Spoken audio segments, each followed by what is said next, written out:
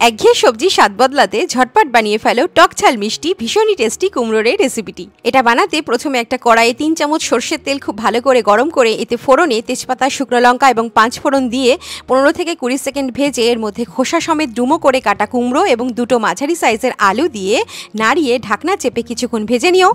এবার মশলা বানাতে একটা বাটিতে পরিমাণ মতো হলুদ, কাশ্মীরি লঙ্কার গুঁড়ো, ধনে গুঁড়ো, জিরে গুঁড়ো, গরম মশলা গুঁড়ো, আমচুর পাউডার, স্বাদ মতো লবণ এবং সামান্য কাসুরি মেথি দিয়ে 2 চামচ জল মিশিয়ে মশলার মিশ্রণ বানিয়ে নাও। এদিকে 5-6 মিনিট পর ঢাকনা খুলে কড়াইয়ের মাঝখানে 1 চামচ থেতো করা আদা, 2টো কাঁচা লঙ্কা বাটা এবং 1 চুটকি হিং দিয়ে একটু ভেজে সবজির সাথে ভালোভাবে মিশিয়ে নেব।